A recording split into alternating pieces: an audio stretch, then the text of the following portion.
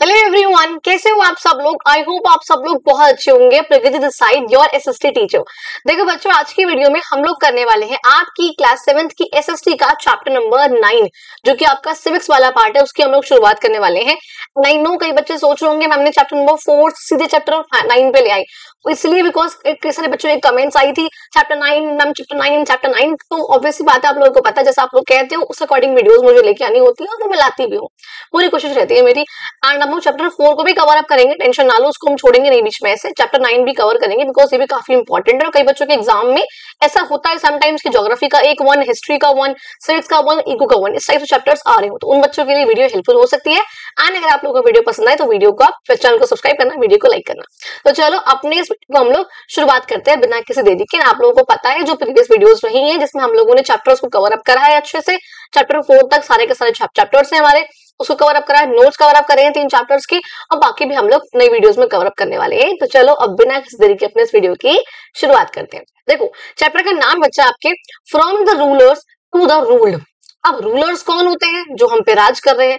Ruled कौन है? जो मतलब जो राज करे जा रहे हैं, जिन पे राज कर रहे हैं। राज किस पे कर रहे हैं? हम लोगों पे कर रहे हैं, तो हम रूल्ड हो रहे हैं। और रूलर्स कौन है? जो हम पे राज कर रहे हैं। ठीक है जी।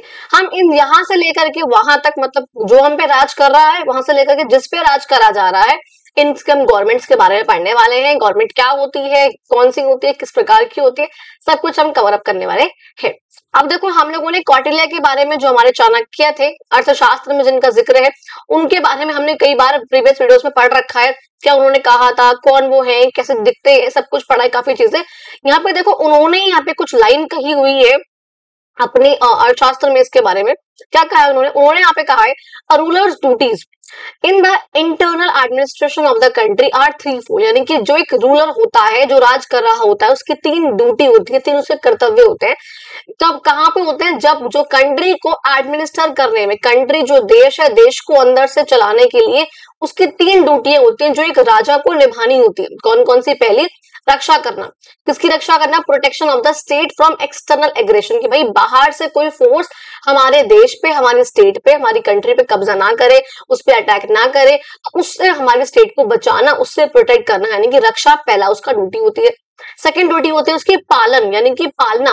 किसको पालना? जो यहाँ के लोग है, तो उनका पालन करना बेसिकली, कि भाई उनको ढंग से काम कर रहे हैं, लॉ एंड ऑर्डर मेंटेन करना, काम करना अच्छे से, तो वो आपका हो जाएगा पालन। कि भाई जो स्टेट है उसके अंदर लॉ एंड ऑर्डर को, कानून को, व्यवस्थाओं को सही से मेंटेन करके रखना। फिर एक आपका योगक्षेम। योगक्षेम का मतलब क्या होता है? Safeguarding the welfare of the people. कि भाई जो लोग हैं, लोगों का भला करना, तो उसे आप बोलते हो योगक्षेम। तो ये 3 ड्यूटी होते हैं जो कि कौटिल्य ने कही है आपकी। एक राजा की 3 कर्तव्य होते हैं किसी भी देश को चलाने के लिए। अब देखो यहाँ पे दिखा रखा आपको inside the Indian parliament. Indian parliament के अंदर का हिस्सा दिखा रखा आप लोगों को कैसे होता है। अच्छा, एक बात जो पहले बताना चाहूंगी चैप्टर में को शुरू करने से पहले, जो आप लोगों को आई थिंक आपने क्लास 6 में पढ़ी भी है, तो एक बार हल्का मैं आपको बताना चाहूंगी उसके बारे में। आप लोगों को पता है इंडिया का एक ही पार्लियामेंट है। ठीक है जी। इस पार्लियामेंट में आप लोगों को पता है, एक आपकी होती है लोकसभा, एक आपकी होती है राज्यसभा, और एक आपका बैठता है ऊपर, आपका सबसे ऊपर प्रेसिडेंट। ये चीज सबको पता है। लोकसभा में वो लोग होते हैं जिनको आप लोग चुनते हो। राज्यसभा में वो लोग होते हैं जिनको प्रेसिडेंट चुनता है या फिर एमएलए वगैरह चुनते हैं। और प्रेसिडेंट तो वो होता है जिसको एमएलए और एमपी दोनों मिलकर चुनते हैं। अब मैम ये एमएलए क्या होता है, एमपी क्या होता है? एक बहुत सिंपल रूप से बताऊं, जो भी मेंबर्स है इस पार्लियामेंट के, क्योंकि मेंबर है पार्लियामेंट के, तो एक सेकंड, मेंबर ऑफ पार्लियामेंट इसे आप बोलते हो एमपी, और मेंबर ऑफ लेजिस्लेटिव असेंबली इसे आप बोलते हो एमएलए। एमएलए होते हैं बच्चा आपकी हर एक स्टेट के, एमपी होते हैं बच्चा आपके पूरे के पूरे जो इंडिया है उसके आपके कुछ पर्टिकुलर एमपी होंगे, लेकिन हर एक स्टेट के आपके एमएलए होते हैं, क्योंकि जो इंडिया है उसका एक ही पार्लियामेंट होता है, लेकिन हर एक स्टेट की एक एक लेजिस्लेटिव असेंबली होती है। इसलिए जो भी मेंबर्स उस लेजिस्लेटिव असेंबली के हैं उन्हें आप कहते हो एमएलए, यानी कि मेंबर ऑफ लेजिस्लेटिव असेंबली। और जो मेंबर पार्लियामेंट के बच्चा उन्हें आप कहते हो मेंबर ऑफ पार्लियामेंट। ये मैंने आपको एक बेसिक ओवरव्यू दिया है, ये मानते हुए कि आप लोगों को इलेक्शन के बारे में कुछ चीजें पता है, जैसे आप लोगों ने क्लास 6 में पढ़ी होंगी। ठीक है जी। अब देखो, अब अगर आप ये मैम कौन कहाँ से आ रहे हैं एमएलए एमपी, तो ये जो आप लोगों को पता है, जैसे आपके जो घर में जो बड़े लोग हैं, जो भी 18 प्लस है, आपके मम्मी पापा भाई बहन हुएवर, तो जब भी इलेक्शन होते हैं, जो वोट करने जाते हैं किसी भी स्कूल में आसपास, है ना, वोट डालने जा रहे हैं, वोट डालने जा रहे हैं, कहाँ जा रहे हैं, वोट डालने जा रहे हैं, तो वो क्या, तो वो वोटिंग के थ्रू इन्हीं एमपी को और इन्हीं एमएलए को वो लोग चुनाव करते हैं। और यही लोग जो बाद में जाके हमारे लिए काम करते हैं, इसको आगे आप अच्छे से पढ़ने वाले। ये बात समझ में आ गई। अब बेसिक पढ़ते हैं। आप लोगों को पता है इन क्वेश्चंस का जिक्र हम चैप्टर के लास्ट में करते हैं, जब चैप्टर 1 कंप्लीट हो जाता है तो हम लोग इन वाले क्वेश्चंस का जिक्र भी करते हैं अपने एक्सरसाइज वाली वीडियो में। अब देखो बात करो what is government and what are its functions. भाई गवर्नमेंट क्या होती है, सरकार होती है, और उसके काम क्या क्या होते हैं इसके बारे में पढ़ते हैं। वही कह रहे हैं कि आपने क्लास 6 में, ग्रेड 6 में आप लोगों ने पढ़ा है गवर्नमेंट क्या होती है, और आपने उसके रूल्स के बारे में भी कुछ चीजें पढ़ी थी। अब देखो ये जो मैंने डेफिनेशन यहाँ पे लिखी है, मैंने आपकी क्लास 6 की बुक में से उठाकर ही लिखी है कि आपको पता होगा कि आपने क्या पढ़ा था, गवर्नमेंट क्या होती है। तो हमने बोला है the group of individuals that makes the rules and ensure that they are followed is called a government. भाई गवर्नमेंट क्या होती है, सरकार। सरकार कौन होती है, वो लोग, एक ग्रुप इंडिविजुअल्स का, इंडिविजुअल का मतलब एक लोग, लेकिन जब उसका ग्रुप हो तो आप बोलते हो ग्रुप ऑफ इंडिविजुअल्स। अब वो क्या काम करते हैं, दैट मेक्स द रूल्स, जो रूल्स बनाते हैं, जो रूल्स बना रहे हैं, ये जो कुछ लोग हैं ये रूल बना रहे हैं। अच्छा, और इंश्योर करते हैं और ये भी देखते हैं कि रूल फॉलो हो रहे हैं या नहीं हो रहे, हर एक इंसान इन रूल्स को फॉलो कर रहा है नहीं कर रहा।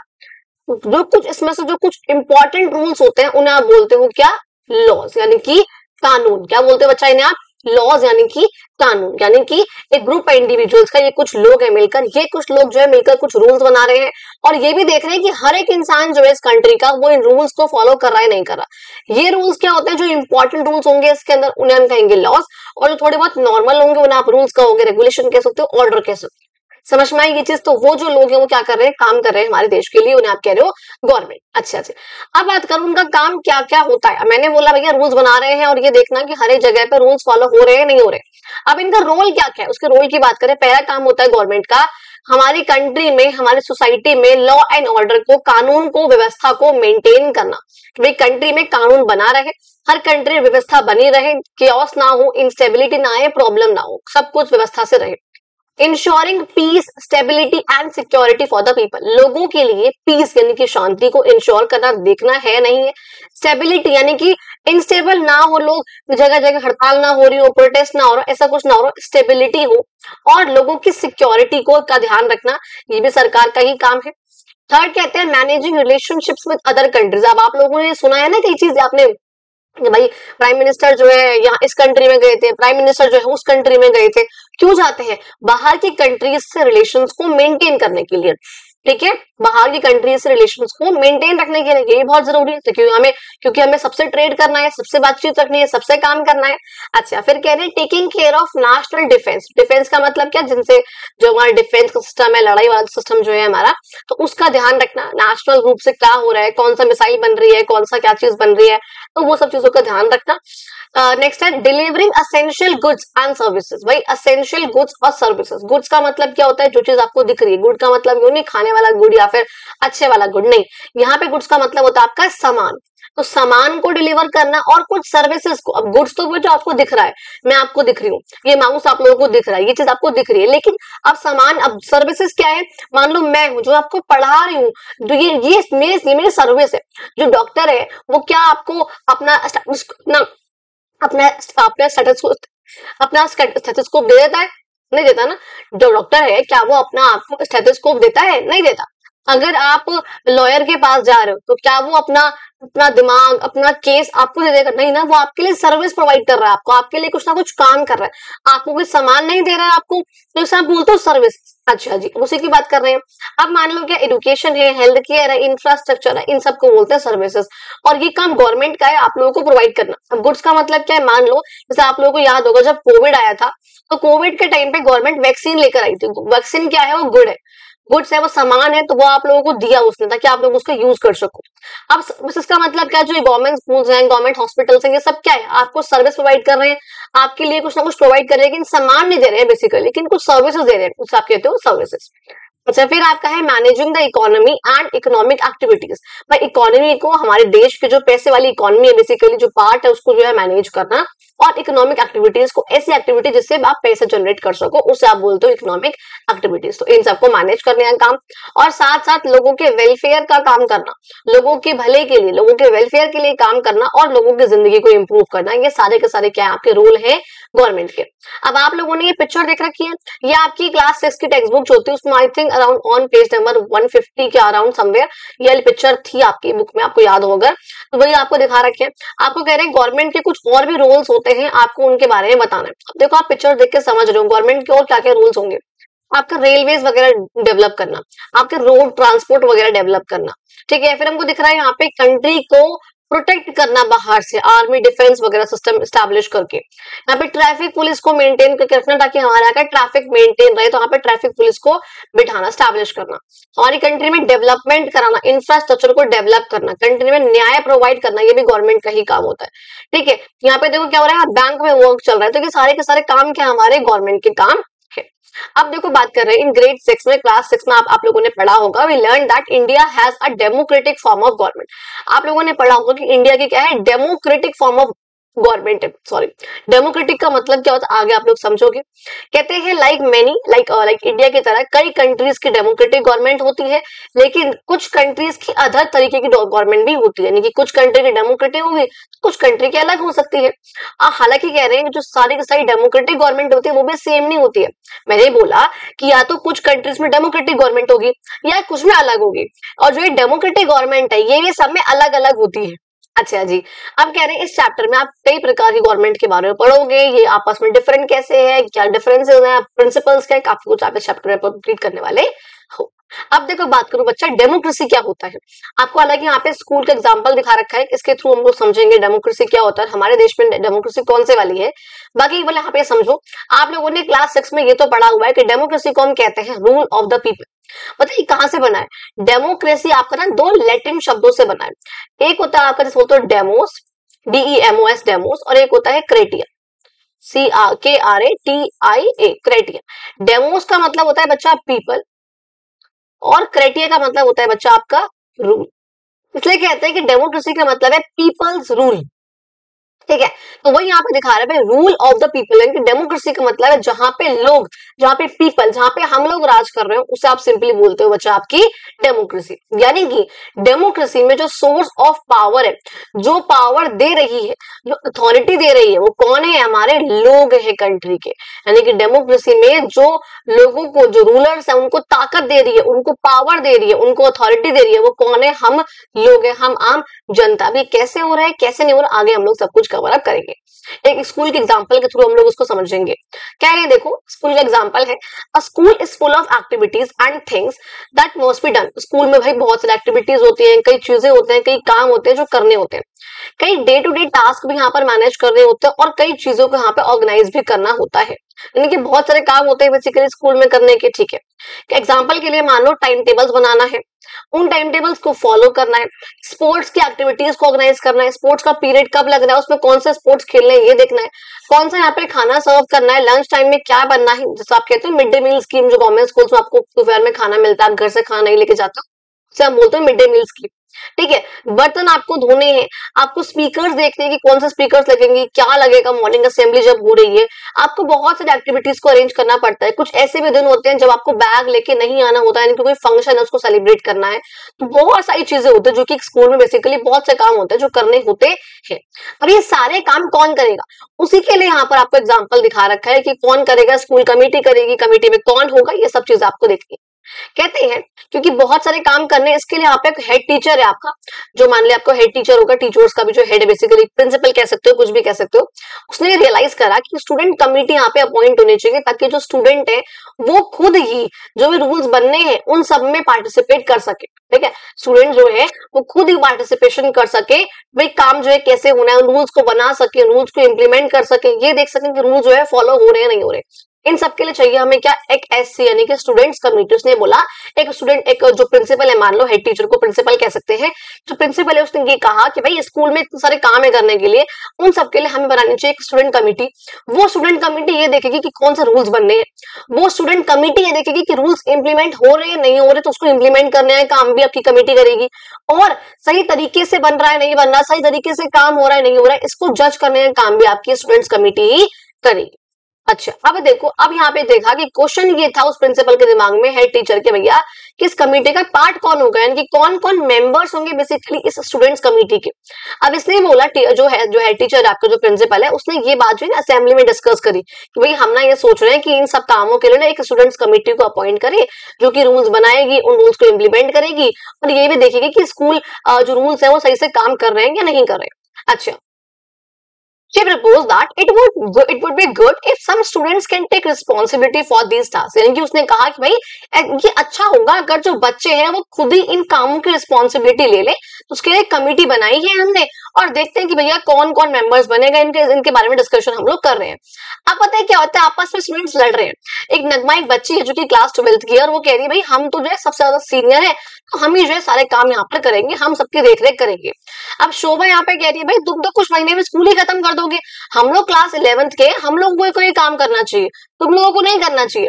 गुरप्रीत कह रहा है भाई if the students of only one grade, अब देखो ये अच्छी बात कह रहा है, if the students of only one grade will take care of everything then how will they know about the problems they the other grades face. यानी कि यहाँ पे देखो भाई नगमा ने बोला कि हम क्लास 12th के बच्चे हम लोग करते हैं, शोभा ने कहा हम क्लास 11th के हैं, तुम तो कुछ महीने में चले जाओगे, तो हम 11th के, हम अब भी हैं, अगले साल भी हैं, हम सीनियर हैं, तो हम लोग ये काम करते हैं। गुरप्रीत कह रहा है भाई अगर एक एक क्लास के जो बच्चे हैं अगर वो ही स्टूडेंट्स कमेटी के मेंबर बन जाएंगे, तो बाकी क्लासेस में क्या प्रॉब्लम हो रही है, यहाँ पे कौन से काम होने चाहिए, किस तरीके से होने चाहिए, सही तरीके से हो रहे हैं नहीं हो रहे, ये कैसे पता लगेगा। अच्छा, अब देखो सबका आर्ग्यूमेंट चल रहा है। इस सिचुएशन में स्टूडेंट जो है 3 कंक्लूजन्स पे आते हैं। बेसिकली कहते हैं हर एक बच्चा जो है स्कूल का इस कमेटी का पार्ट बन जाता है और रिस्पॉन्सिबिलिटी लेता है। हर एक बच्चा कैसे बन जाएगा, हर एक बच्चा बनेगा तो काम तो पता नहीं कितने कितने महीनों बाद होंगे, कितने बच्चे होंगे, अगर सारे ही बच्चे डिसीजन लेंगे तो बहुत प्रॉब्लम हो जाएगी, लेंथी प्रोसेस है बहुत। अब सेकंड कंक्लूजन निकालते हैं कि हेड टीचर जो है ना वो खुद ही बच्चा चूज कर लेगा अपनी कमेटी में पार्ट बनाने के लिए। थर्ड वो चूज करते हैं कि स्टूडेंट्स जो है ना ऐसा करते हैं अपने रिप्रेजेंटेटिव्स को चूज करते हैं, वोटिंग के थ्रू, इलेक्शंस के थ्रू अपने रिप्रेजेंटेटिव्स को चूज करते हैं, और जो भी रिप्रेजेंटेटिव को चूज करा जाएगा वही इस कमेटी का मेंबर बन जाएगा। अब रिप्रेजेंटेटिव कौन होता है भाई, हम सब ने मिलकर एक पर्सन को चूज कर दिया कि हमारे बिहाफ पर ये बोलेगा, हमारे बिहाफ पर ये पर्सन डिसीजन लेगा, वो क्या है हमारा रिप्रेजेंटेटिव है जो हम सबको रिप्रेजेंट कर रहा है। जैसे आपके क्लास के मॉनिटर्स होते हैं ना, वो क्या करते हैं आपकी क्लास को रिप्रेजेंट कर रहे होते हैं, ऐसे ही होता है, ठीक है। तो वो क्या है बेसिकली, वो मॉनिटर है, तो उसी को हम बोलते हैं रिप्रेजेंटेटिव्स। तो बेसिकली क्या है कि बहुत सारे बच्चे हैं, उन सब ने मिलकर अपनी अपनी क्लास से एक एक बच्चा यहाँ पर जो है चूज कर लिया एज देयर रिप्रेजेंटेटिव, कि वो जो है उनके बिहाफ पर, उनकी क्लास के बिहाफ पर डिसीजन जो है वो लेंगे। इससे क्या होगा कि सारी ही क्लासेस के बच्चे इसका पार्ट बन जाएंगे, और सारी ही क्लासेस में क्या प्रॉब्लम्स हो रही होंगी वो उनको जो है उस मीटिंग में देखने को, कमेटी में देखने को पता चल जाएगी। ये बात समझ में। अब देखो भाई गोरे, आपको क्या लगता है कि कौन सा मेथड इफेक्टिव है? ऑब्वियसली बात है थर्ड मेथड जो है वो इफेक्टिव ज्यादा है।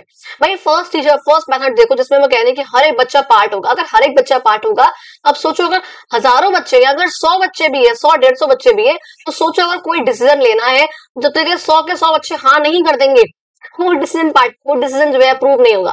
और सोचो उसमें कितना लंबा टाइम लगेगा, कितनी आर्ग्यूमेंट्स होंगे, कितनी डिबेट होगी, कितनी डिस्कशन होंगे, तो बहुत प्रॉब्लम है। यानी कि अच्छा जी, अब सेकंड अगर बोल रहे हैं अगर हेड टीचर जो है वो खुद ही अपने बच्चों को जो है कमेटी का मेंबर को इलेक्ट करेगा, प्रॉब्लम तो वहां पर भी है, क्योंकि अगर वो खुद ही इलेक्ट करेगा तो क्या पता जो बच्चा वो इलेक्ट कर रहा है वो सही है नहीं है, क्या पता वो ढंग से रिप्रेजेंट करे ना करे, तो वहां भी प्रॉब्लम है। लेकिन थर्ड में देखो हम कह रहे हैं भैया, थर्ड वाले मेथड में हर एक ग्रेड से यानी कि हर एक क्लास से एक बच्चा जो है आज रिप्रेजेंटेटिव के रूप में चूज करा जाएगा, और वही जो बच्चा होगा वो अपनी क्लास की नीड्स को बताएगा कि क्या प्रॉब्लम है हमारे यहाँ पे, क्या करना चाहिए। तो क्लास 6 में भाई हमारे यहाँ फैन नहीं है, क्लास 7 हमारे यहाँ फैन तो है लेकिन हमारे यहाँ पानी नहीं मिलता हम लोगों की यहाँ पे जब हम जाते हैं, तो ये प्रॉब्लम्स है ना। 9th का बच्चा कह रहा है हमारे यहाँ की मैम जो है कॉपी चेक नहीं करती है, तो क्या हो रहा है, प्रॉब्लम जो है हर एक ग्रेड की यहाँ पर ली जाएंगी। अच्छा जी, अब कह रहे हैं यानी कि स्टूडेंट कमेटी में क्या होगा, आपने क्या समझा, स्टूडेंट कमेटी में हर एक ग्रेड से यानी कि हर एक क्लास से एक बच्चा होगा एज देयर रिप्रेजेंटेटिव, जो उन सब बच्चों को, एक क्लास के बच्चों को रिप्रेजेंट करेगा। और इसे आप बोलते हो क्या, डेमोक्रेटिक वे, यानी कि डेमोक्रेटिक तरीका है जहां पे सबकी सुनी जा रही है, सबकी बात मानी जा रही है, सबका यहाँ पे व्यू रखा जा रहा है बेसिकली। अब ये बात समझ में आई। अब बात करूं अगर मैं, भैया फंक्शंस क्या होते हैं बेसिकली, आपकी गवर्नमेंट के डिफरेंट डिफरेंट फंक्शंस क्या होते हैं। चलो अब देखो कह रही हूँ, अभी तक आपने ये देख लिया, आपने पहले भी देखा था कि अलग अलग जो आपकी जो गवर्नमेंट है उसके अलग अलग रूल्स कौन कौन से हैं। आपने यही जो काम था आपने यहाँ पे देखा कि भाई जो से आपके जो काम एक गवर्नमेंट करती है हमारी जिंदगी में, ऐसे ही आपने देखा स्कूल की कमेटी कर रही थी। उस स्कूल में बच्चे सारी रिस्पॉन्सिबिलिटी उठा रहे थे, लॉ बनाने की, यानी कि रूल्स को बनाने की, रूल्स को इम्प्लीमेंट करने की, रूल्स को जज करने की, सारे काम थे। सेम ऐसे ही जो गवर्नमेंट है वो क्या करती है, रूल्स बनाती है, इन रूल्स को इम्प्लीमेंट करती है, और ये भी देखती है कि हर एक बच्चा जो है, हर एक इंसान जो है वो इन रूल्स को फॉलो कर रहा है या नहीं कर रहा। तो या क्या वो, ये आपकी 3 रिस्पॉन्सिबिलिटी है बेसिकली, जिसको आप बोलते हो फंक्शंस ऑफ द गवर्नमेंट। यानी कि गवर्नमेंट के 3 फंक्शन से, एक होता है लॉ बनाने का फंक्शन, यानी कि रूल को बनाने का फंक्शन, एक होता है रूल को यानी कि लॉ को इम्प्लीमेंट करने का फंक्शन, और एक ये फंक्शन होता है ये देखना कि भाई वो रूल या लॉ सही से इम्प्लीमेंट हुआ है, काम कर रहा है नहीं कर रहा, बच्चे उसको फॉलो कर रहे हैं नहीं कर रहे, ये काम होता है। अब देखो यहाँ पे इसलिए हम डिवाइड करते हैं इसको 3 पार्ट्स में। यानी कि हमने बोला जो रूल्स बनाने का है उसे आप बोलते हो बच्चा क्या, लेजिस्लेटिव फंक्शन, जिसमें आप लॉ बना रहे हो, रूल्स बना रहे हो, और ये काम कौन करता है, आपका लेजिस्लेचर करता है। लेजिस्लेचर यानी कि कौन, parliament. Legislature is equals to parliament. ये काम कौन कर रहा है, आपका लेजिस्लेचर। इसमें कौन कौन है, इसमें आपकी लोकसभा भी है जिनको आप लोग इलेक्ट करोगे, इसमें आपके राज्यसभा भी है जिनको एमएलए वगैरह इलेक्ट करेंगे, और प्रेसिडेंट अपॉइंट करेगा कुछ लोगों को, 12 लोगों को, और आपका प्रेसिडेंट भी है। तो ये काम कौन करेंगे, लॉ बना रहे हैं। अच्छा, मैंने वही बोला कि रूल्स का जो क्रिएशन है, जो रूल्स को बनाने का काम है वो कौन कर रहा है, आपका लेजिस्लेटिव फंक्शन है, वो लॉ बनाने का काम कर रहे हैं। क्या कह रहे हैं, दीज रूल्स, अब ये जो लॉज है, ये जो रूल्स है क्या करते हैं, they serve as framework for running the country. अब आप इन्हीं को ध्यान में रख के जो कंट्री को चलाओगे। अब मैंने बोला एग्जीक्यूटिव फंक्शन क्या होता है, तो यहां से लेकर यहां तक आपका था आपका ये लेजिस्लेटिव फंक्शन। उसके बाद कह रही हूं मैं इम्प्लीमेंटेशन जो है इन रूल्स का, इन रूल्स को इम्प्लीमेंट करना, इन रूल्स को एग्जीक्यूट करना और एडमिनिस्टर करना हमारी कंट्री को, ये काम कौन कर रहा है, हमारा एग्जीक्यूटिव कर रहे हैं। तो आपका ये है एग्जीक्यूटिव फंक्शन। यानी कि जो लॉ बनाने का काम है वो आप क्या होता है, आपकी गवर्नमेंट, ये 3 बॉडी होती है बेसिकली, हमारी जो गवर्नमेंट है इंडिया की, उसके 3 बॉडी है उसके पास। एक है बच्चा उसके पास लेजिस्लेचर, एक है उसके पास एग्जीक्यूटिव, और एक है उसके पास बेटा आपका जुडिशियरी। जो आपका लेजिस्लेचर होता है यही आपका लेजिस्लेटिव फंक्शन करता है, जिसमें वो लॉ को बनाता है, तो लॉ मेकिंग का काम। अब यहाँ पे जो एग्जीक्यूटिव है आपका, ये आपका एग्जीक्यूटिव फंक्शन है जो वो एग्जीक्यूटिव प्ले कर रहे हैं बेसिकली, ठीक है। और ये आपका मतलब मैं ये कहूंगी जैसे ये आपका लॉ मेकिंग था, तो ये आपका है इम्प्लीमेंटिंग द लॉ, यानी कि उन लॉज को इम्प्लीमेंट करना। और ये आपका है जो आपका जुडिशियरी है, जो कि जुडिशियल फंक्शन करते हैं बेसिकली। तो इसलिए आप करते हैं कि ये इंश्योर करना कि इन रूल्स को, इन लॉज को फॉलो करा जा रहा है नहीं करा जा रहा। तो judging the law basically, judging the law, ये आपके 3 काम करते हैं। जो तीनों की तीनों बॉडीज है और ये तीनों ही सेपरेट है आपस में। हालांकि जो लेजिस्लेचर एग्जीक्यूटिव वो काफी वो है, मतलब कुछ जो लोग एग्जीक्यूटिव के ना वो लेजिस्लेचर का ही पार्ट है, और लेजिस्लेचर के जो कुछ लोग है एग्जीक्यूटिव का ही पार्ट है। तो कुछ यहाँ पे सेम रहता है, आगे समझोगे आपको कभी इस पॉइंट को। अब देखो मैं कह रही हूँ, अब इंश्योर करना है कि रूल्स को फॉलो करा जा रहा है नहीं करा जा रहा है, ये आपका आएगा जुडिशियल फंक्शन के अंदर, जो आपका जुडिशियरी कर रहा है। तो प्लीज आप लोग जो फंक्शन है जो आपके गवर्नमेंट के, आप इनको ध्यान रखना। समझ में आ गया जी। आगे देखो कह रही हूँ, डेमोक्रेसी को हमने डिफाइन करा है as the rule of the people. ये आपको समझ में आ गया। इसका मतलब है जो हमने 3rd तरीका देखा था जिसमें हम अपने रिप्रेजेंटेटिव्स को इलेक्ट कर रहे थे स्कूल में, सेम ऐसे ही एक डेमोक्रेसी में क्या होता है, डेमोक्रेसी में क्या होता है बच्चा, एक होती है डायरेक्ट, एक होती है इनडायरेक्ट। आगे आप लोग पढ़ोगे। अगर डेमोक्रेसी की बात कर रही हूँ तो उसमें अगर हम अपनी इंडिया की बात करूं, इसमें हम क्या करते हैं, हम जो सब लोग हैं मिलकर कुछ रिप्रेजेंटेटिव्स को इलेक्ट कर देते हैं हमारे बिहाफ पर डिसीजन लेने के लिए। भाई ये इस एरिया के लोग हैं, इन सब ने मिलकर एक जने को इलेक्ट कर दिया और ये जो है हमारे बिहाफ पे डिसीजन लेगा। चाहे वो एमएलए होगा, वो एमपी, कुछ भी हो सकता है, डिपेंड करेगा कौन से इलेक्शंस हो रहे हैं और कितने बड़े एरिया में हो रहे हैं। ये बात क्लियर हुई आप लोगों को। अच्छा, तो हालांकि हमने ये भी कहा भाई हर एक कंट्री में जो है सेम मेथड नहीं होता है इन रिप्रेजेंटेटिव्स को चूज करने का। क्या पता कहीं पे इलेक्शन हो रहे हैं, क्या पता कहीं पे कुछ और प्रोसीजर है, सब जगह पे वो अलग अलग चलता है।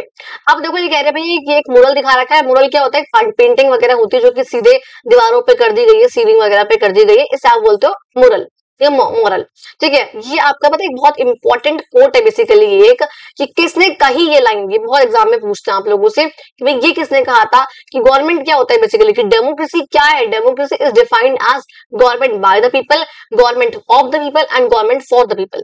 ये कही किसने थी आपको पता होना चाहिए, government of the people, by the people and for the people. ये बात कही आपकी किसने, यूएस के जो प्रायर बहुत पहले प्रेसिडेंट रह चुके हैं उन्होंने कहा था, उनका नाम था Abraham Lincoln.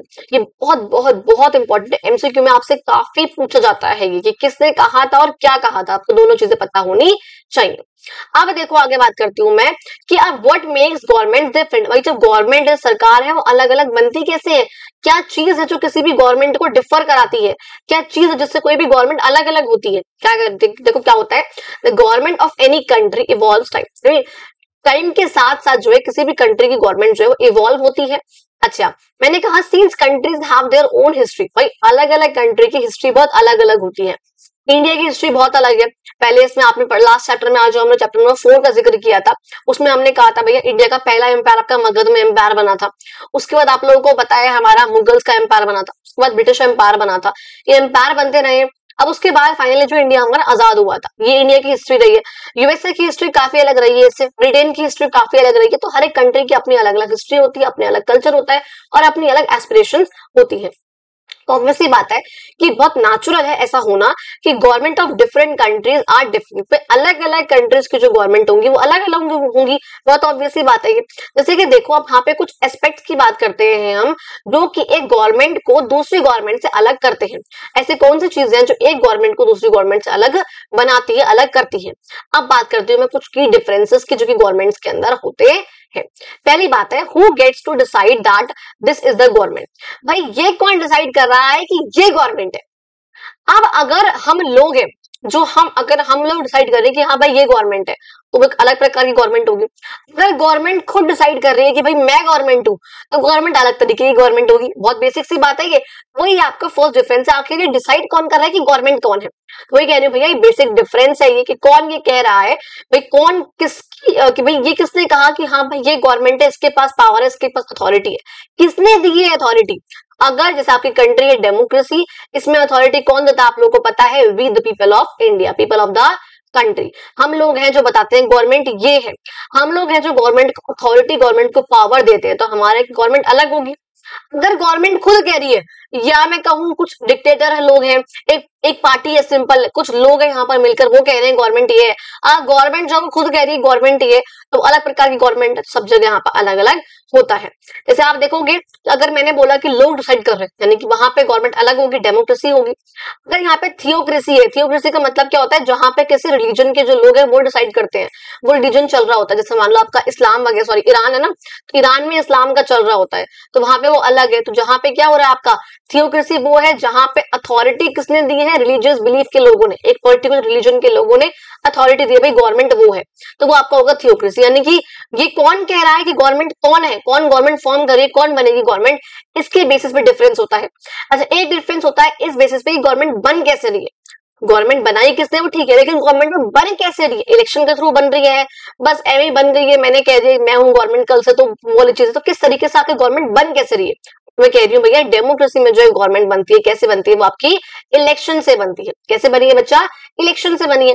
While in kingdoms, वो ऐसे किंगडम, ऐसे राज्य जहां पे राजा महाराजा है, राजा रानी वगैरह है, जैसे आप लोगों ने पढ़ा है कुछ चैप्टर्स वगैरह में भी, वो क्या होता है भैया, वो फैमिली के लोग हैं, वही उस पापा के बाद बेटा, फिर बेटा, फिर बेटा, ये चलता रहता है। तो यहाँ पे जो है गवर्नमेंट वो अलग तरीके से बन रही है। यानी कि गवर्नमेंट बनी कैसे है, अगर इलेक्शन के थ्रू बनी है, डेमोक्रेसी है। अगर पापा के बाद बेटा, फिर उसका बेटा, फिर उसका बेटा, ये चल रहा है, अगर उस तरीके से गवर्नमेंट बन रही है तो वो हेरिडिटरी गवर्नमेंट है, हर जगह पे वो अलग अलग होता है। अच्छा ठीक है, हालांकि मैंने ये भी बोला है कि जो डेमोक्रेसीज है ना, उन सब में इलेक्शन भी अलग अलग प्रकार के होते हैं। कैसे होते हैं वो भी आगे आप समझने वाले हो।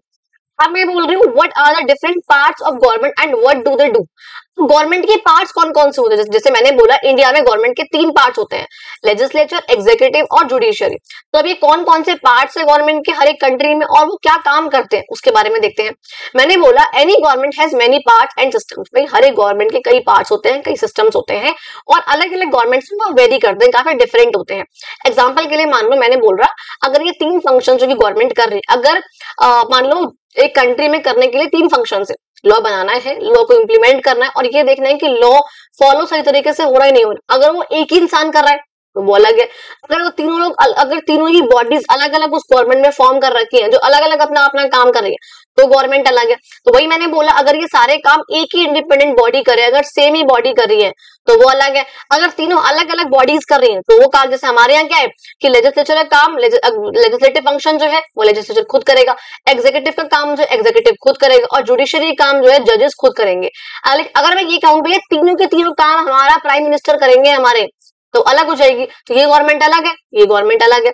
अच्छा, यहाँ पे तो एक पॉइंट और आता है जिसको कॉन्स्टिट्यूशन। कॉन्स्टिट्यूशन का मतलब क्या होता है बच्चों, देखो हमें किसी भी कंट्री को चलाना है तो हमें उसमें कुछ रूल्स लगते हैं। किसी भी कंट्री को चलाने के लिए कुछ रूल्स होते हैं, कुछ लॉज होते हैं, कुछ रेगुलेशंस होती हैं जो यहाँ पर बनाई जाती हैं।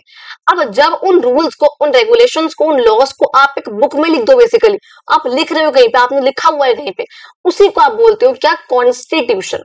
तो बेसिकली कुछ डॉक्यूमेंट्स, मैं कहूँ कुछ रिटन डॉक्यूमेंट्स होते हैं जहां पे उस कंट्री को चलाने के लिए हमें क्या क्या करना है, क्या क्या हमने किया है, क्या क्या कर सकते हैं, क्या क्या करना चाहिए, वो सब चीजें यहाँ पे लिखी होती है जो कि उस कंट्री के हर एक इंसान को फॉलो करनी होती है। लॉ बनाया है कि everyone is equal in the eyes of law, कानून की नजर में सब बराबर है तो सब इसको फॉलो करें, कहीं पर भी भेदभाव होता हुआ ना दिखे, अगर दिखेगा तो प्रॉब्लम है। और वो जो फॉलो है वो सिर्फ हम आम जनता ना करे, बल्कि जो बड़ी से बड़ी पोस्ट पे जो प्रेसिडेंट होता है, जो आपका कंट्री का फर्स्ट सिटीजन होता है, वो तक उन रूल्स को फॉलो करना चाहिए। उस बुक को हम कहते हैं बच्चा आपका कॉन्स्टिट्यूशन, यानी कि जिसे आप हिंदी में कहते हो बच्चा संविधान। ये बात समझ में आई? तो आपका ये हुआ आपका कॉन्स्टिट्यूशन, अब जो कि कई डेमोक्रेसीज वगैरह में होता भी है। अच्छा, अगर मैं ये बोल रही हूँ भैया कि अगर जो ये सारे के सारे जो काम है, अगर एक किंग या क्वीन वगैरह कर रहा है, जैसे मोनार्कीज में होता है, मोनार्की में क्या होता है, किंग और क्वीन होता है, राजा या रानी होती है, वो आपकी मोनार्की होती है। आगे आप लोग उसके बारे में पढ़ने वाले हो जो आप लोग टाइप्स ऑफ गवर्नमेंट्स को पढ़ोगे। देखो नेक्स्ट बात करती हूँ, what is the government working for and what goals is it trying to achieve. भाई गवर्नमेंट जो है किन चीजों के लिए काम कर रही है, कौन से गोल्स जो गवर्नमेंट अचीव करना चाहती है। मैं बोल रहा हूँ कि government are design to work towards certain values and ideals, कि जो गवर्नमेंट है वो कुछ आइडियल्स पे, कुछ वैल्यूज पे, कुछ चीजों पे यहाँ पर काम करती है। जैसे कि मान लो जो गवर्नमेंट ऑफ इंडिया है, इंडिया की गवर्नमेंट काम करती है सब लोगों में इक्वालिटी लेकर आने के लिए, सबको इक्वल करने के लिए, सब लोगों में प्रोस्पेरिटी, यानी कि सबके पास खूब आराम से वो अपना जीवन व्यतीत कर रहे हो, रहने के लिए रोटी कपड़ा मकान सब हो, पैसे हो, खूब अच्छे से जो सब अपना जीवन व्यतीत कर रहे हो। तो जो इंडिया की गवर्नमेंट है वो इन सब कामों के लिए काम करती है। जो कुछ और गवर्नमेंट होंगी, मान लो वो अपनी ही फैमिली का पेट भरने के लिए काम कर रही है, तो वो अलग प्रकार की गवर्नमेंट है। तो यहाँ आपने देखे बच्चा चार डिफरेंसेस कि भाई ये आपसे ऑब्वियसली एग्जाम में नहीं पूछता इतना कि कौन से डिफरेंसेस है गवर्नमेंट के, जो आगे पूछेगा, जो आप प्रिंसिपल्स पढ़ोगे यहाँ पे, ये आपसे पूछेगा जो आप प्रिंसिपल्स पढ़ने वाले हो, लेकिन ये नहीं पूछता यूजुअली कि हाँ गवर्नमेंट में डिफरेंस क्या क्या है। कि तो आप लोगों को खुद ही अब तक समझ में आ गया होगा कि क्या है बेसिकली गवर्नमेंट किस किस तरीके से अलग है दूसरी गवर्नमेंट से, वो आपको यहाँ पे बता रखा है। चलो जी, अब देखो बात करती हूँ, यानी कि हमने यहाँ पर देख लिया कि चार तरीके हैं जिनसे जो गवर्नमेंट है वो एक गवर्नमेंट दूसरी गवर्नमेंट से अलग हो सकती है। यहाँ पे हम बात करेंगे कुछ democratic governments around the world, कि वर्ल्ड में कौन कौन सी डेमोक्रेटिक गवर्नमेंट्स है। अब तक आप लोगों को ये समझ में आ गया कि डेमोक्रेटिक गवर्नमेंट अगर वर्ल्ड बोल रही है उसका मतलब क्या है, यानी कि ऐसी गवर्नमेंट जो हम लोगों के द्वारा फॉर्म हो रही है, जिसमें हम लोगों का राज चल रहा है, हम लोगों का स्पीक है, हम लोगों का एक्सप्रेशन है, हम लोगों का अधिकार है उसमें बोलने। हमने बोला भैया डेमोक्रेसी जो है वो आज के टाइम पे बहुत पॉपुलर है, बहुत आज के मॉडर्न वर्ल्ड में बहुत पॉपुलर मानी जाती है। पता है कुछ कंट्रीज जैसे कि चाइना, ये डेमोक्रेसी ना होकर भी खुद को डेमोक्रेसी दिखाने का कहती है, मैं डेमोक्रेसी हूँ, हम तो है डेमोक्रेसी, लेकिन एक्चुअल में नहीं है वो। तो कुछ कंट्री ऐसी हैं आज भी जो खुद को डेमोक्रेसी दिखाती ना होते हुए, क्योंकि डेमोक्रेसी अगर कोई कंट्री है तो उसके लिए बहुत डिग्निटी वाली बात है, वहां के लोगों के लिए बहुत रिस्पेक्ट वाली बात है। अब इस चैप्टर में आप पढ़ने वाले हो अलग अलग प्रकार के डेमोक्रेटिक गवर्नमेंट्स के। इससे पहले आप लोग डिफरेंसेस देखो कि कौन कौन सी गवर्नमेंट्स होती हैं, उससे पहले आपको दिखा रखा है यहाँ पे कुछ फंडामेंटल प्रिंसिपल्स जो कि डेमोक्रेसी के होते हैं। अच्छा ओके, अब देखो फर्स्ट आप देखोगे यहाँ पे भाई डेमोक्रेसी में एक प्रिंसिपल क्या होना चाहिए, that is called equal, sorry, democracy में एक प्रिंसिपल होना चाहिए दैट इज कॉल्ड इक्वलिटी का प्रिंसिपल, जहां पे आप सब लोगों को इक्वल मानो।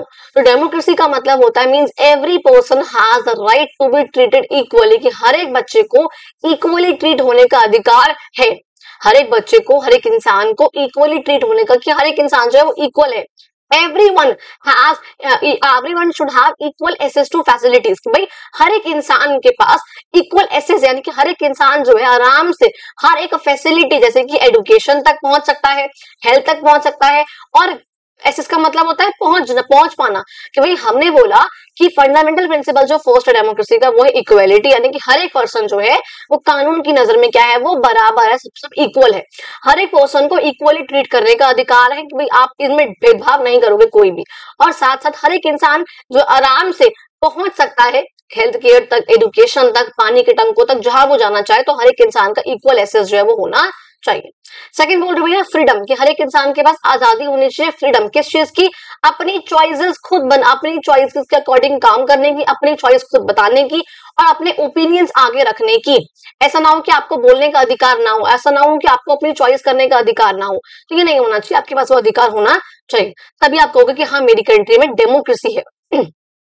थर्ड मैं बोल रही हूँ रिप्रेजेंटेटिव पार्टिसिपेशन, यानी कि हर एक पर्सन जो है उसके पास ये अधिकार हो चूज करने का, अपने रिप्रेजेंटेटिव्स को इलेक्ट करने का। अब क्या होगा, एक सर्टेन एज के बाद अगर आपके पास अपने कंट्री में किसी को भी वोट करने का अधिकार हो तो उसे आप बोलते हो यूनिवर्सल अडल्ट। देखो यहाँ पे है यूनिवर्सल अडल्ट फ्रेंचाइज, आगे पढ़ूंगे। देखो अभी मैं बोल रही हूँ रिप्रेजेंटेटिव पार्टिसिपेशन का मतलब है कि हर एक पर्सन के पास ये अधिकार है कि वो अपने रिप्रेजेंटेटिव्स को चूज कर सकता है इलेक्शन के प्रोसेस से, ठीक है। और जो भी जिनको आपने चूज करा है वो लेजिस्लेचर का यानी कि लॉ मेकिंग के प्रोसेस का पार्ट बनेंगे, पार्लियामेंट का पार्ट बनेंगे। अच्छा, अब मैं बोल रही हूँ यूनिवर्सल अडल्ट फ्रेंचाइज, या तो आपका लिखा हो यूनिवर्सल अडल्ट फ्रेंचाइज या आपका लिखा हो यूनिवर्सल अडल्ट सफरेज, SUFFRAGE, तो भी समझ आना इसी की बात करी जा रही है, जिसमें एक सर्टेन एज पे पहुंचने के बाद जब हर एक पर्सन के पास वोट करने का अधिकार हो, जैसे इंडिया में वो है 18+।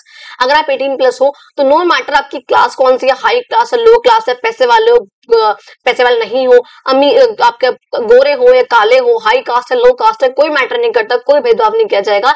एक सर्टेन एज पे पहुंचने के बाद जब सबके पास वोट करने का अधिकार हो उस कंट्री के लोगों में, उसे आप लोग कहते हो बच्चा क्या, यूनिवर्सल अडल्ट फ्रेंचाइज या फिर यूनिवर्सल अडल्ट सफरेज। अडल्ट का मतलब यहाँ पे इसलिए दिया गया कि 18+ हो गए हो आप, तभी आपके पास वो वोट अधिकार आपके है। फिर बोल रही हूँ फंडामेंटल राइट जो है एक कंट्री में वो होने चाहिए। भाई हर एक कंट्री में जो लोगों के पास कुछ अधिकार होने चाहिए, जैसे कि इक्वालिटी का अधिकार, अपनी बातों को कहने का, स्पीच करने का, एक्सप्रेस करने का अधिकार, और एक्सप्लॉइटेशन के अगेंस्ट में कोई भी आपको एक्सप्लॉइट ना करे, कोई भी आपसे ह्यूमन जो आपका मैं कहूँ चाइल्ड लेबर ना कराए, तो वो आपके अधिकार आपके पास होना चाहिए। और ये सब जो अधिकार है वो एक डेमोक्रेसी में प्रोवाइड करे जाते हैं। लास्ट है आपका इंडिपेंडेंट जुडिशियरी, कि जो आपका जुडिशियल फंक्शन करी थी ना जुडिशियरी, वो इंडिपेंडेंट होनी चाहिए, उसके ऊपर लेजिस्लेचर का, एग्जीक्यूटिव का कोई भी कंट्रोल उसके ऊपर नहीं होना चाहिए। तो हम, और वो उसका काम, जुडिशियरी काम ये है देखना भाई जो आपने फंडामेंटल राइट्स दे रखे हैं कि क्या वो फंडामेंटल राइट्स को मिल पा रहे हैं, वो प्रोटेक्टेड है या नहीं है। तो सारे लॉज बनाए गए हैं लेजिस्लेचर के द्वारा, क्या वो फॉलो करे जा रहे हैं सारे ये सिटीजन्स के द्वारा। अब ऐसा ना हो कि लॉज को सिर्फ सिटीजन ही फॉलो कर रहे हो, बल्कि जो गवर्नमेंट के पार्ट्स हैं, legislature, executive, prime minister, president, जो MP MLA, ये भी इन रूल्स को फॉलो कर रहे हैं नहीं कर रहे। ये बात समझ में आई आपके। तो ये आपके हैं बच्चा कुछ functions, fundamental principle of democracy, कि डेमोक्रेसी के प्रिंसिपल्स कौन कौन से हैं। हालांकि देखो आप यहाँ पे क्या कुछ पॉइंट लिखे हुए हैं, it is useful to remember that even these fundamental principles, भाई ये जो प्रिंसिपल्स हैं ये भी टाइम के साथ साथ इवॉल्व हुए। ऐसा नहीं कि एकदम से ये उभर के आ गए हमारे सामने, नहीं, ये भी धीरे धीरे करके ही इवॉल्व हुए हैं। एग्जाम्पल के तौर पर इंडिया, जैसे आपको हमने कहा कि इंडिया में जो यूनिवर्सल अडल्ट फ्रेंचाइज का था, जब इंडिया आजाद हुई तभी उसने जो सबको अधिकार दिया। हालांकि ये था कि स्टार्टिंग में जब इंडिया आजाद हुई थी तो 21+ जो लोग हैं उनके पास ये अधिकार था। हालांकि बाद में जो 1988 के अराउंड ऐसा हुआ था कि जो 18+ हैं उनको अधिकार दे दिया गया था, वरना जब इंडिया आजाद हुई 1947 में तब जो है 21+ जो भी लोग होंगे उनके पास वोट करने का अधिकार था। यानी कि उस टाइम पे जो मिनिमम एज थी वो 21 थी, आज वो मिनिमम एज कितनी बच्चा आपकी 18 है। अच्छा, अब देखो यहाँ पे कह रहे हैं कि स्टार्ट जो आपका वो है, मतलब मैं कहूँ स्विट्जरलैंड वगैरह है, वहां पे 1971 में जो है वुमेन को अधिकार मिला था। आप लोगों को पता होगी ये चीज कि इंडिया में वुमेन ने बहुत स्ट्रगल करा है इसको पाने के लिए, वोटिंग राइट्स को पाने के लिए, तो उनको वो नहीं मिला था उस टाइम पे। अच्छा, अब देखो मैं कह रही हूँ क्लियरली सारे ही प्रिंसिपल्स जो है वो आइडियल्स हैं। हमने देखा राइट्स हो हमारे पास, जुडिशरी हो हमारे पास, वोट करने का अधिकार हो, बहुत सी चीजें हो। हमने कहा not all democracies are able to put them in practice, सारी डेमोक्रेसी जितनी भी है ना हमारी वर्ल्ड में, सारी डेमोक्रेसी इन सारे प्रिंसिपल्स पे काम नहीं कर पाई है, ना ही इन सब प्रिंसिपल्स को रख पाई है, ना पूरा कर पाई है। लेकिन क्या इंडिया रख पाई है? बिल्कुल रख पाई है। इंडिया में इक्वालिटी है, बिल्कुल है। इंडिया में फ्रीडम है, बिल्कुल है। अपने चॉइस करने का आपको बिल्कुल अधिकार है। इंडिया में रिप्रेजेंटेटिव पार्टिसिपेशन है, बिल्कुल है। हम लोग खुद अपने रिप्रेजेंटेटिव को चूज करते हैं हमारे बिहाफ पे डिसीजन लेने के लिए। इंडिया में यूएएफ है, हाँ जी बिल्कुल है। 18+ हर एक इंसान के पास वोट करने का अधिकार है। इंडिया में फंडामेंटल राइट्स है, बिल्कुल है। हमारे पास आर्टिकल 14 से लेकर के आर्टिकल 19 तक, हम सॉरी वैसे तो 12 से लेकर के 35 तक है जो आर्टिकल्स होते हैं, 448 आर्टिकल्स है, उसमें से आर्टिकल 12 से लेकर के 35 तक हमारे पास फंडामेंटल राइट्स हैं, तो बिल्कुल है। क्या हमारी इंडिपेंडेंट जुडिशरी है? बिल्कुल है। तो क्या इंडिया इन सबको फॉलो कर पाई है? बिल्कुल कर पाई है। क्या इंडिया इन सबको प्रैक्टिस रख पाई है? इन सबकी बिल्कुल कर पाई है। लेकिन कहा गया है जो सारी कंट्रीज हैं जो खुद को डेमोक्रेटिक बताती हैं, तो सारी कंट्रीज इन सारे प्रिंसिपल्स को प्रैक्टिस में नहीं ला पाई है। ओके जी, अब देखो आगे हम लोग बात करते हैं different forms of democratic governments की। भाई डेमोक्रेटिक गवर्नमेंट की बात तो हमने कर ली, अब लेकिन उसमें से कौन कौन से अलग अलग फॉर्म्स है हमारे पास, उसकी बात करूं तो भाई मैंने बोला कि डेमोक्रेसी आपकी दो प्रकार की होती है। एक आपकी होती है डायरेक्ट डेमोक्रेसी और एक आपकी होती है इनडायरेक्ट डेमोक्रेसी। अब देखो डायरेक्ट का मतलब क्या है? डायरेक्ट का सिंपल सा मतलब है जहां पे आपने किसी को वोट नहीं करा कि भाई मैं इसको वोट कर रहा हूँ, ये हमारे बिहाफ पे डिसीजन लेगा, नहीं, बल्कि आपने खुद ही जो है आपने डिसीजन ले लिया। मतलब क्या है कि मान लो अगर मैं बोलूं हमारी कंट्री में करोड़ों लोग हैं, बहुत लोगों की संख्या है, अगर मैं कहूं कि सारे ही लोग जो एक साथ बैठकर फिर डिसीजन लेंगे, क्या ये पॉसिबल है? करोड़ों लोग, अरब लोग क्या पार्लियामेंट में आ पाएंगे? कहाँ घुसेंगे? नहीं हो पाएगा ना। इसलिए हम लोग इसको आसान करने के लिए हर एक एरिया से कुछ लोगों को वहां पे चुन लेते हैं हमारे बिहाफ पे, जब जाके आप बैठो पार्लियामेंट में और फिर डिसीजन लो। लेकिन मान लो कोई ऐसा एरिया है, कोई ऐसी जगह है जहां पे पॉपुलेशन बहुत कम है, वहां पे क्या होगा, वो लोग किसी को इलेक्ट नहीं करेंगे, बल्कि 10-15 लोग है, 20 लोग है, 100 लोग है, जो भी है, एक एरिया के, एक विलेज के, गाँव के, उन लोगों ने खुद ही बैठ के जो डिसीजन ले लिया। भाई हम 20 लोग 25 लोग यहाँ आके बैठ गए, अब बताओ क्या करना है इस बार, क्या लॉ लेकर आने हैं, क्या काम करना है अपने विलेज के लिए, पंचायत के लिए, अपने सभा के लिए, तो वो आपकी डायरेक्ट डेमोक्रेसी। अब ये बात समझ में आई? तो जहां पे हम लोगों ने कुछ को इलेक्ट करा है, हमने चूज करा है, वो आपका है इनडायरेक्ट डेमोक्रेसी, जिसे आप लोग रिप्रेजेंटेटिव डेमोक्रेसी भी कहते हो, क्योंकि आपने किसी को रिप्रेजेंट करा है आपके बिहाफ पे डिसीजन लेने के लिए। लेकिन अगर बात करूं मैं डायरेक्ट डेमोक्रेसी की, उसमें क्या हो रहा है, आप लोग डायरेक्टली डिसीजन मेकिंग में पार्टिसिपेट कर रहे हो, आप लोग खुद ही डिसीजन मेकिंग कर रहे हो, आप लोग खुद डिसीजन ले रहे हो, आप अपना काम खुद कर रहे हो, लॉ बना रहे हो, रूल बना रहे हो, आप लोग खुद कर रहे हो। हमने वही बोला कि वो डेमोक्रेसी जहां पे जो सिटीजन्स हैं वो खुद ही रिस्पॉन्सिबल है सारे रूल्स बनाने के लिए, लॉस के लिए, रेगुलेशंस के लिए। इसमें क्या होता है, जो लोग हैं वो खुद ही डिसीजन मेकिंग में डायरेक्टली पार्टिसिपेट करते हैं। अच्छा, लेकिन देखो मैंने बोला ये कुछ जो ये वाली फॉर्म है आपकी डायरेक्ट वाली, ये उन जगह पे वहां पे हो सकती है जहां पे पॉपुलेशन बहुत कम हो। अगर बता दो इंडिया में ये आपकी ग्राम सभा, इंडिया में कौन, ग्राम सभा में ऐसा होता है कि जो कुछ लोग हैं वो बैठते हैं और डिसीजन जो है वो ले लेते हैं। तो इंडिया में मात्र ऐसी ऑर्गेनाइजेशन जो है बॉडी वो ग्राम सभा है जहां पे ये होता है। बाकी आपको देखोगे स्विट्जरलैंड में होता है, काफी हद तक फॉलो करा जाता है कि वहां की पॉपुलेशन भी ज्यादा नहीं है।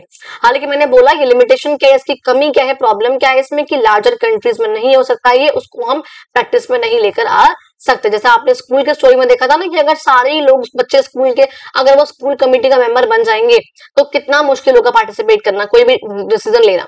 ठीक है जी। अच्छा, अब सेकंड बात करूं अगर मैं रिप्रेजेंटेटिव डेमोक्रेसी की, यानी कि जिसे आप बोलते हो इनडायरेक्ट डेमोक्रेसी, उसमें हम क्या बोल रहे हैं, कैसी गवर्नमेंट है कि जहां पे जो लोग हैं वो अपने रिप्रेजेंटेटिव्स को इलेक्ट करते हैं थ्रू यूनिवर्सल अडल्ट फ्रेंचाइज या फिर यूनिवर्सल अडल्ट सफरेज, जैसे कि हमने इंडिया में करा था। हमने कहा था कि यहाँ पे जो लोग हैं वो डायरेक्टली पार्टिसिपेट नहीं करते हैं, वो इनडायरेक्टली पार्टिसिपेट करते हैं डिसीजन मेकिंग में, कि हाँ हम सबने मिलकर, हम करोड़ लोगों ने मिलकर कुछ 500 या 600 1000 लोगों को जो इलेक्ट कर दिया, अब वो लोग जो है हमारे बिहाफ पे डिसीजन लेंगे। तो हमने इनडायरेक्टली पार्टिसिपेट करा है डिसीजन मेकिंग में। और यहाँ पे जो गवर्नमेंट होती है हालांकि वो हमेशा अकाउंटेबल होती है लोगों के लिए, यानी कि अकाउंटेबल का मतलब क्या, अगर गवर्नमेंट ने कोई भी काम करा है तो वो जवाबदेही है कि उसने वो काम क्यों करा है, कैसे करा है, क्या करना है आगे, वो बताएगी हमें सब कुछ। अगर हम उससे पूछेंगे तो इसे आप बोलते हो अकाउंटेबल, सम आंसरेबल। ठीक है जी। आगे देखो कह रहे इलेक्शन जो है वो इंटीग्रल पार्ट यानी काफी इंपॉर्टेंट पार्ट है हमारी रिप्रेजेंटेटिव डेमोक्रेसी का।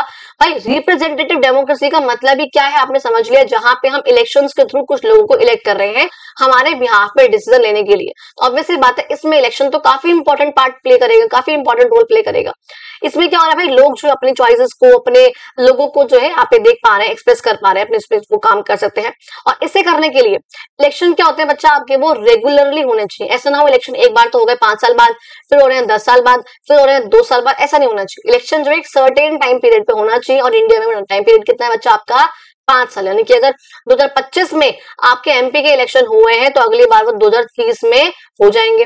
अगर आपके मैं कहूं, अगर मान लो एमएलए के इलेक्शन जो है 2026 में हुए हैं तो वो इलेक्शन जो है दोबारा 5 साल बाद यानी कि 2031 में हो जाएंगे। तो ये हर 5 साल बाद जो है इंडिया में जनरल इलेक्शन जो है वो होते हैं। बल्कि आप देखोगे यूएसए में वो 4 साल बाद होते हैं। तो आपको डिफरेंस यहाँ पे दिखा रखा था। अब देखो यहाँ आपको दिखा रखा, आपको मिस नहीं करना है। बेसिकली ये आपको दिखा रखा है कि कौन कौन सी जो कंट्री है वहां पे डेमोक्रेसी कब आया था, बेसिकली कहाँ पे उनको यूनिवर्सल अडल्ट सफरेज जो है मिला था। आप देखोगे यूके में उनको सबको जो वोट करने का अधिकार था 1928 में मिला। यूएसए में अधिकार वो 1965 में ही मिल गया था सबको वोट करने का। हालांकि जो यूएसए है वो आजाद तो बहुत पहले हो गया था 1787 में। स्विट्जरलैंड आपका हो गया था 1848 में। डेमोक्रेसी कब बनी बेसिकली आपको वो दिखा रखा है। इंडिया में डेमोक्रेसी कब बनी, 1947। ये आपका वो टाइम है जब वो आजाद हो गई। आजाद तो हो गई, अब उसके बाद सबको एक साथ रखना है, काम करना है, संविधान लेकर आना है, उसमें ये प्रोविजन लेकर आना है, इसमें काफी टाइम लग गया। इंडिया देखो आपकी आजाद तो हो गई 1947, कब हुई थी, 15 अगस्त 1947। लेकिन आप लोगों को पता है कॉन्स्टिट्यूशन बनने में टाइम लगा था। और हमारा जो कॉन्स्टिट्यूशन है वो 26 जनवरी 1950 को बिल्कुल बन के, हालांकि बन के रेडी तो हमारा 26 नवंबर 1949 को प्रिपेयर हो गया था। लेकिन हमें उसको एक जो आपका जवाहरलाल नेहरू जी का वो था ना पूर्ण स्वराज, उससे हमको उससे रिलेट करना था। इसलिए हमने 26 जनवरी 1950 को अपने कॉन्स्टिट्यूशन को अडॉप्ट एनफोर्स कर लिया था। और तभी जो है हम लोग बेसिकली मैं कहूंगी हमारे यहाँ पे यूएएफ आ गया था। जर्मनी कब हुई डेमोक्रेसी, कब आई जर्मनी में, 1949 में। केन्या में कब आई, 1964 में। नेपाल में कब आती, 2008 में। काफी लेट आ रही है देखो नेपाल में तो। अच्छा, आप देखो कह रहे हैं most of the democracies today are representative democracy. भाई आज के टाइम पे जितनी भी डेमोक्रेसी उसमें से ज्यादातर जो आपकी कौन सी है वो रिप्रेजेंटेटिव है। क्योंकि डायरेक्ट को फॉलो करना इतना आसान नहीं है। अगर बहुत सारे लोग पार्टिसिपेट करेंगे तो बहुत प्रॉब्लम है, बहुत डिले होगा, टाइम कंज्यूमिंग है, बहुत डिस्कशंस होंगे, आर्ग्यूमेंट्स होगा। और अगर बड़ी कंट्री है तो वहां तो पॉसिबल ही नहीं है, कैसे हो जाएगा अगर बड़ा एरिया है, बहुत पॉपुलेशन ज्यादा है तो। अच्छा, इसलिए मेजरली कंट्रीज में क्या होते हैं आपके रिप्रेजेंटेटिव यानी कि इनडायरेक्ट डेमोक्रेसी फॉलो होती है। ठीक है जी। अब देखो यहाँ पे इस रिप्रेजेंटेटिव डेमोक्रेसी यानी कि इस इनडायरेक्ट डेमोक्रेसी के भी दो फॉर्म दिखा रखी है, दो रूप है। एक आपका है बच्चा पार्लियामेंट्री और एक आपका है प्रेसिडेंशियल। ठीक है, प्रेसिडेंशियल और पार्लियामेंट्री। देखो अब पार्लियामेंट्री में क्या बोला गया ये आप लोगों को याद रखना है। पार्लियामेंट्री में ऐसा होता है कि जो एग्जीक्यूटिव के मेंबर्स है ना वही आपके लेजिस्लेचर के मेंबर्स होंगे। एग्जाम्पल के लिए पहले आप एक बार समझो इस चीज को। देखो लेजिस्लेचर में कौन है आपका, मैंने बताया पार्लियामेंट। ठीक है जी, बहुत ध्यान से प्लीज समझना इस पॉइंट को। ठीक है, इसमें कौन है आपका पार्लियामेंट। अब इस पार्लियामेंट मैंने बताया भैया आपकी लोकसभा है, आपकी राज्यसभा है और आपका प्रेसिडेंट है। ये मैंने पहले ही बोला आप लोगों को। अब यहाँ पे कौन बैठ रहे हैं आपके, जो भी आपके एमपी है। ठीक है, जो आपके एमपी है दोनों के दोनों क्या है, एमपी है, मेंबर ऑफ पार्लियामेंट। ये आपके यहाँ बैठ रहे हैं और ये सारे ही आपके लेजिस्लेचर का पार्ट है। एमपी आपको पता है, लोकसभा में पता है आपको, लोकसभा में 543 लोग बैठते हैं जिसको आप लोग इलेक्ट करते हो। और राज्यसभा में बच्चा आपके 245 मेंबर्स होते हैं जिसको आप लोग, जिसमें से हम कहते हैं भैया 233 जो लोग हैं वो जो है एमएलए वगैरह मिलकर इलेक्ट कर रहे हैं। और जो 12 लोग हैं वो आपका प्रेसिडेंट जो है उसको नॉमिनेट करता है। इस तरीके से यहाँ पे इतने मेंबर्स होते हैं राज्यसभा में, और लोकसभा में जो इतने मेंबर्स होते हैं। ये सब जो है मिलकर काम कर रहे होते हैं। आप पता है क्या होता है, इन्हीं जो मेंबर ऑफ पार्लियामेंट है बेसिकली इन्हीं मेंबर्स में से बहुत सारे लोग होते हैं, लेकिन बहुत सारे मिनिस्टर्स तो नहीं होते। मिनिस्टर तो थोड़े बहुत ही होते हैं। अब क्या होता है, जो आपके मेंबर्स ऑफ पार्लियामेंट है बेसिकली ये बहुत सारे मेंबर्स आपके मान लो 500, मैंने बोला 543। इसमें से क्या होगा, एक तो आपका निकलेगा प्राइम मिनिस्टर जो इन सबका लीडर होगा, वो बनेगा एक मिनिस्टर आपका। अब प्राइम मिनिस्टर जो है अपनी पार्टी के बेसिकली कुछ लोगों को चूज करेगा, एक ये एक ये एक ये, एक अमित शाह बनेगा, एक आपके राजनाथ सिंह बनेंगे, एक ये बनेंगे, एक ये बनेंगे। उसने क्या करा, प्रेसिडेंट ने, हमारे प्राइम मिनिस्टर ने कुछ लोगों को जो है इलेक्ट कर लिया, बेसिकली सिलेक्ट कर लिया अपने साथ मिनिस्टर बनाने के लिए। तो ये जो सारे के सारे लोग हैं आपके 543 लोग, ये 245 लोग, ये और आपका प्रेसिडेंट कहां गया, ये रहा प्रेसिडेंट कहां, ये सब जो लोग हैं आपके, ये आपके हैं लेजिस्लेचर का पार्ट, क्योंकि ये लॉ बना रहे हैं। लेकिन अब जो एग्जीक्यूटिव है उसका काम है इनको एग्जीक्यूट करना, इनको इंप्लीमेंट करना, जो लॉ बनाया है लेजिस्लेचर के लोगों ने मिलकर।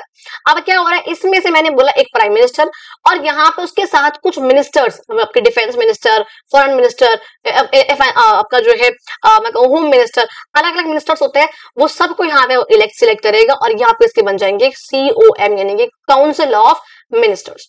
और ये जो दोनों लोग हैं आपका, ये पार्ट है आपके एग्जीक्यूटिव का, जो कि जो भी लॉज आपके सारे के सारे MP ने मिलकर बनाए हैं, इनको इंप्लीमेंट कौन करेंगे, आपके एग्जीक्यूटिव करेंगे।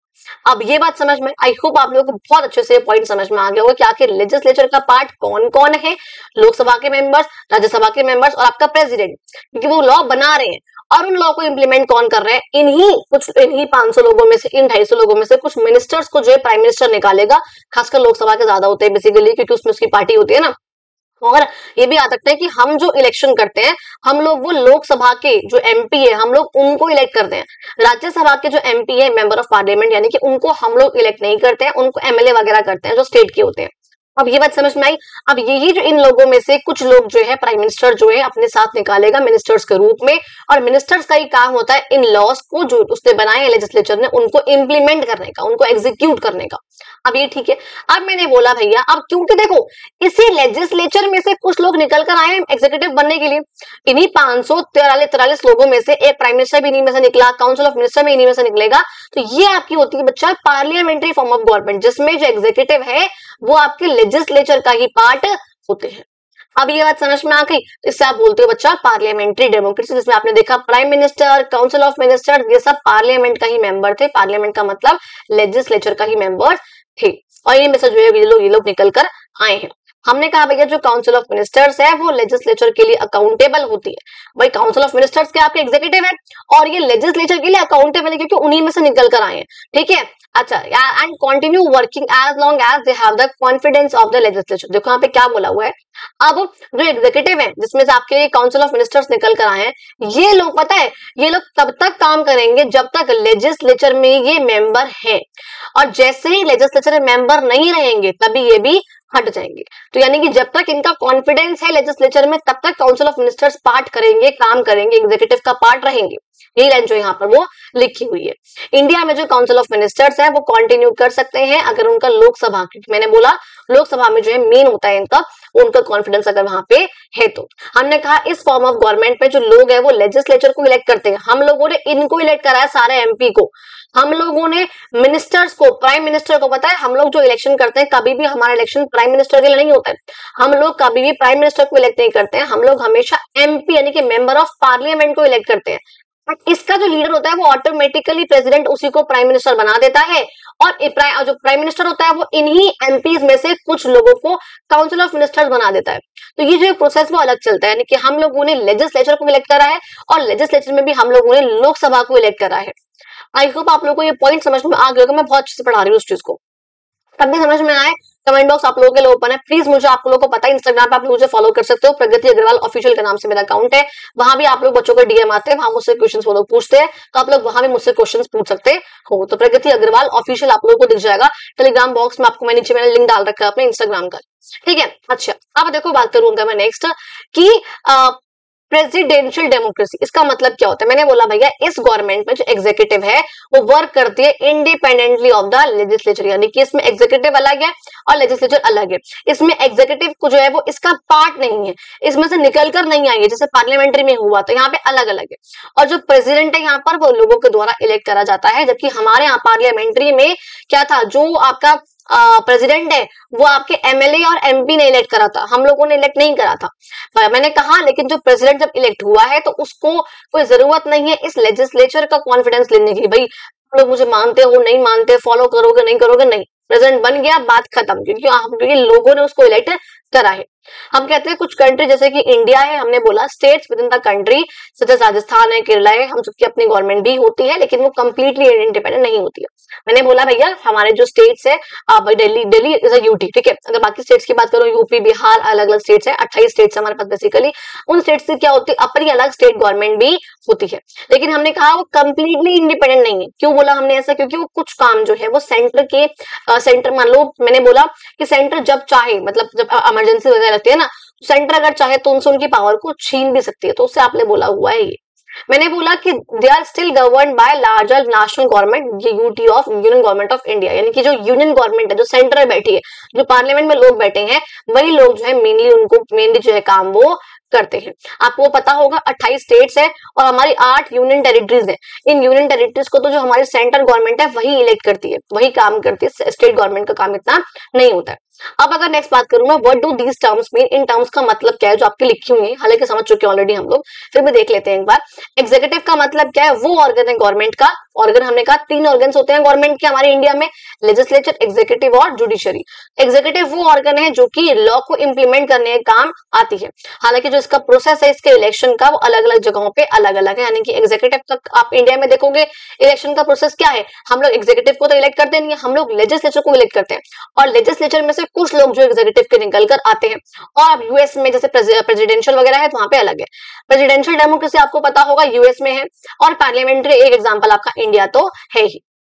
अब देखो आगे बात करती हूँ मैं, उसके बाद बात करूंगा लेजिस्लेचर की। ये क्या होता है, इसका काम होता है, बॉडी है वो गवर्नमेंट की जो कि लॉज को बनाने के काम आती है, और ये अलग अलग कंट्री में अलग अलग नाम से जानी जाती है। इंडिया में इसका नाम है बच्चा आपका पार्लियामेंट, यूएसए में इसका नाम है कांग्रेस, यानी कि इसे लेजिस्लेचर को हम अलग अलग कंट्रीज में अलग अलग नाम से जानते हैं। इसका मेन काम क्या होता है, लॉज को बनाना। इंडिया में आप कहते हो उसको पार्लियामेंट, यूएसए में आप कहते हो उसको कांग्रेस, तो अलग अलग जगहों पर इसका अलग अलग नाम होता है। इसमें 2 हाउस होते हैं, मैंने बोला पार्लियामेंट में 2 हाउस होते हैं, एक होता है हमारा, एक होता है मतलब जैसे आप बोलते हो लोअर हाउस, और एक होता है आपका अपर हाउस। एक होता है लोअर हाउस और एक आपका होता है अपर हाउस। अब इसके बारे में आप पढ़ने वाले हो।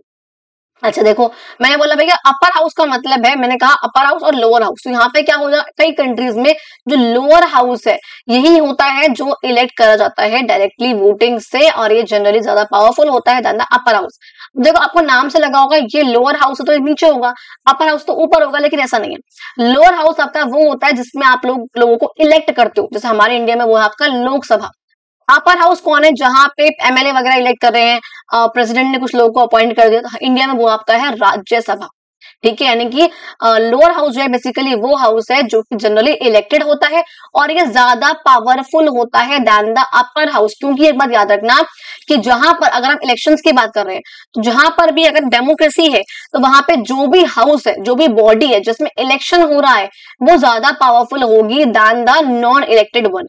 समझ में, तभी बोलते हैं हम इंडिया में पार्लियामेंट्री डेमोक्रेसी है, और तभी यहाँ का जो प्राइम मिनिस्टर है वो ज्यादा पावरफुल है देन द प्रेसिडेंट। पता है प्रेसिडेंट का कोई खास काम नहीं होता है इंडिया में, हमारे बहुत नॉर्मल सा स्टैंप लगाने का काम है सिर्फ, बाकी जो मेन काम है वो सब हमारा प्राइम मिनिस्टर करते हैं हमारे, क्योंकि हमारे में पार्लियामेंट्री डेमोक्रेसी को हम लोग फॉलो करते हैं।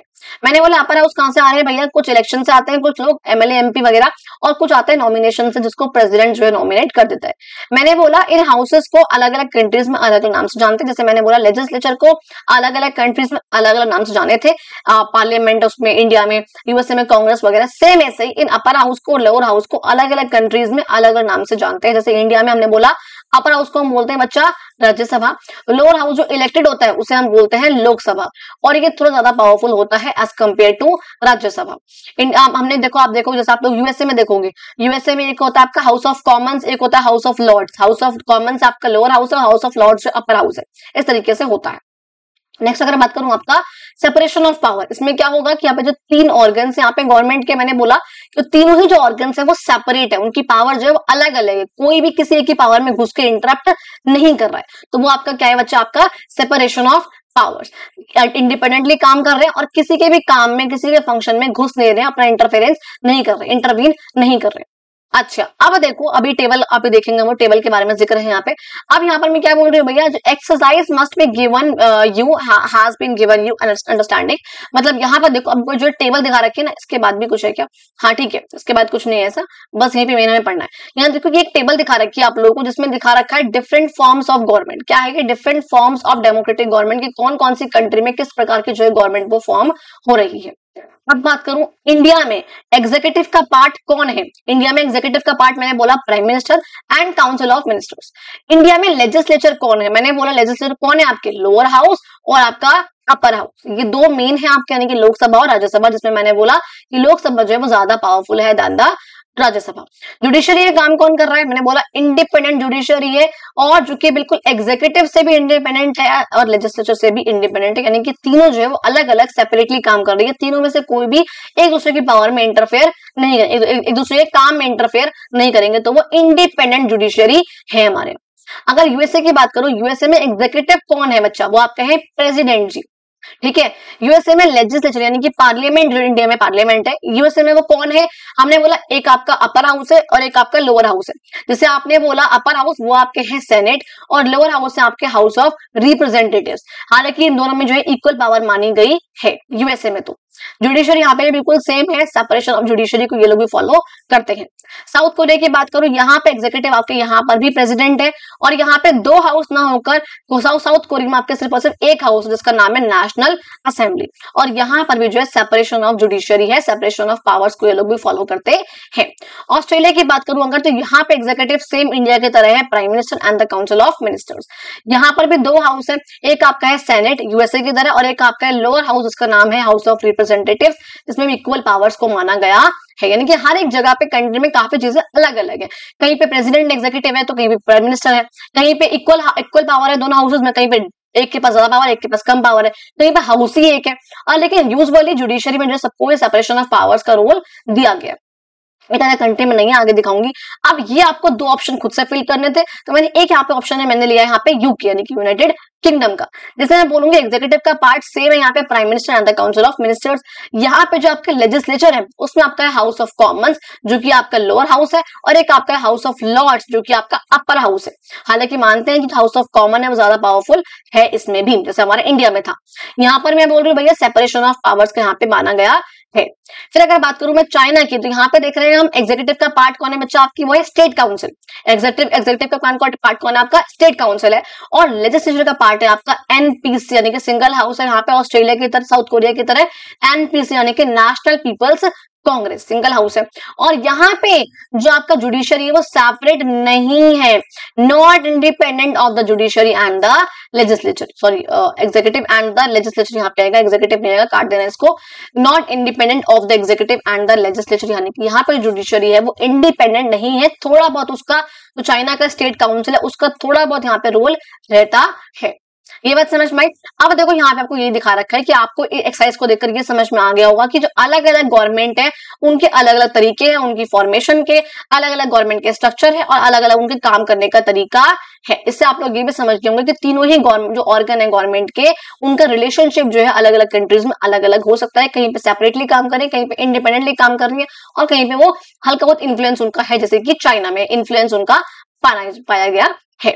अब आपने देखा कि भैया कुछ कैरेक्टरिस्टिक्स है यहाँ पर जो कि सारी डेमोक्रेसीज में रहेंगी, जैसे कि इक्वालिटी की कैरेक्टरिस्टिक, एक आपके फ्रीडम है, और एक आपका यूनिवर्सल अडल्ट फ्रेंचाइज है। ये आपकी सारी ही कंट्रीज में सेम रहेगा। ये बात समझ में आ गई, ये चीज आपके सारी डेमोक्रेसीज में होनी चाहिए। यहाँ बोला आपको ये एग्जांपल पढ़ के ये समझ में आ गया होगा कि आपको कुछ कोर प्रिंसिपल बताने हैं बेसिकली, जो कि एक डेमोक्रेटिक गवर्नमेंट के होते हैं। 1 घंटा हो गया आई थिंक, ठीक है। वीडियो लंबी ना हो जाए, खत्म करते हैं फटाफट से इसको, बिकॉज 1 घंटा होता है तो बच्चों को दिमाग में आ रहा है 1 घंटा है बहुत लंबा है, ठीक है। तो हल्का सा मुझे वो रहता है कि मैं 1 घंटे से कम की ही वीडियोस बनाऊं बेसिकली। ओके, फटाफट से देखते हैं भाई। कुछ कोर प्रिंसिपल्स आप लोगों को, कुछ मेन मोटे प्रिंसिपल्स बताने हैं आप लोगों को जो कि एक डेमोक्रेटिक गवर्नमेंट में होने ही चाहिए।